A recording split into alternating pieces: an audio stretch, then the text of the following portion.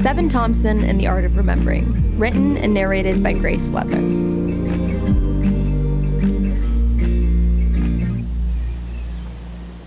March 2007, Massachusetts. The Bridge. All I ever wanted was peace. I wanted silence. I wanted the truth to be a warm blanket, not a stabbing echo in my ribs. And as I stare down, I begin to seek it. My toes hang off the edge of a bridge, decorated in my busted-up Converse. I have a new pair in a box at home, but these ones are mine, so I kept them on. I wore a suit. It seemed appropriate.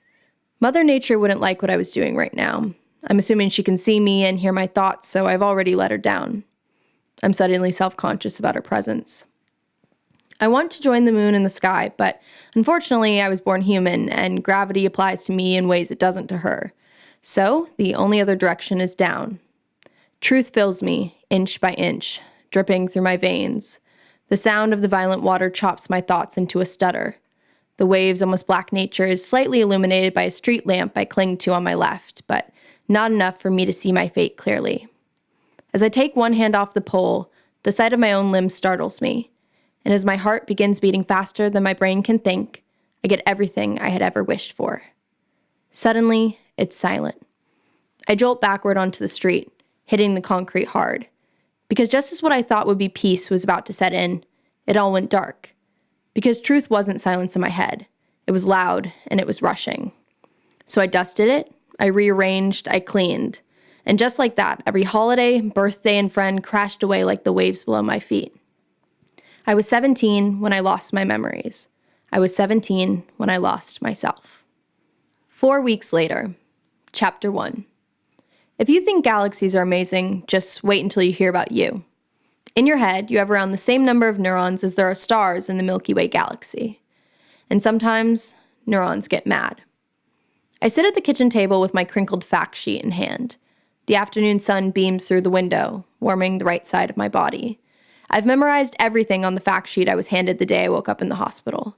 But I think there's a big difference between memorizing something and knowing something. My name is Seven Thompson. I'm 17 years old, I live in Massachusetts, and I was born on March 1st, 1990. March 1st, 1990. March 1st, 1990. The numbers feel clunky in my throat, like they don't fully fit. Focus on facts, focus on facts. Non-factual details make me spiral. The trees outside tick as an old Johnny Cash record plays through the speaker in the front room. My arms stick to the kitchen table, remembering the long-ago adventures of a spilled glass of lemonade. I smell like laundry, courtesy of the freshly washed blue t-shirt wrapped around me. It's become my favorite item of clothing I've discovered in my bedroom. How is it that I can remember all of these sensations of little things, but not remember the souls I loved? How odd how fragile our brains really are. I pushed it one step too far, and it ruined my life. Dissociative amnesia, the rare occurrence when one loses all of their personal memories after a traumatic event. An occurrence endured by only 0.2% of the population, and my body's solution to extreme stress. It's a way for it to protect itself, like a factory reset. Every memory gone in 30 seconds flat. But not facts, I've still got those. So if you need to know the first president of the United States or every line of a Nirvana song, I'm your guy. If you need to know my middle name, that's a question for my mom. The brain is like a very complicated computer with multiple folders for different things.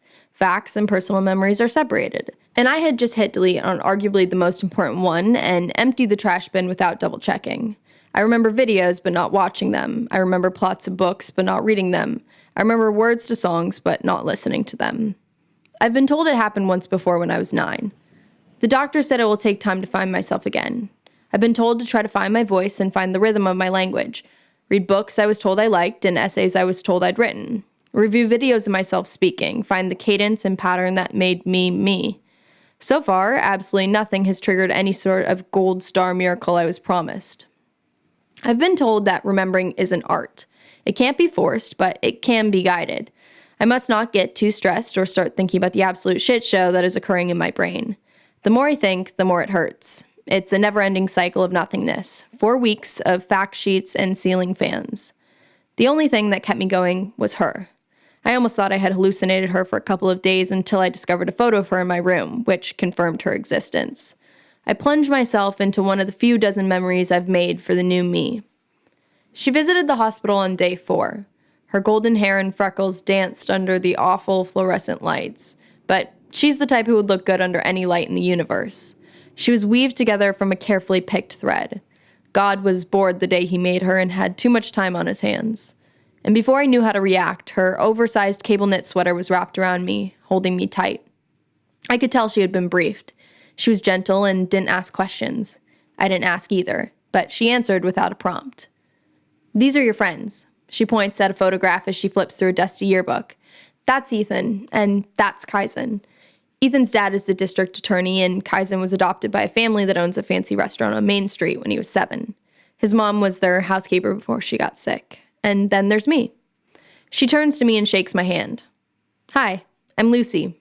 She beams, but I can tell my incompetence is breaking her. Her lips wobble as she holds her smile ear to ear.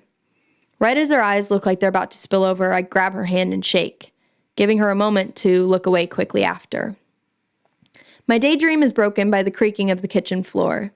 It's my mom.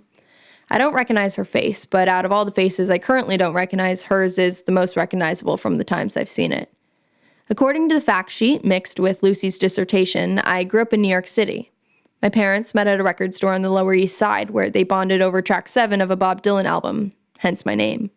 He was a music theory professor at Columbia, and she was a lawyer who worked in music licensing.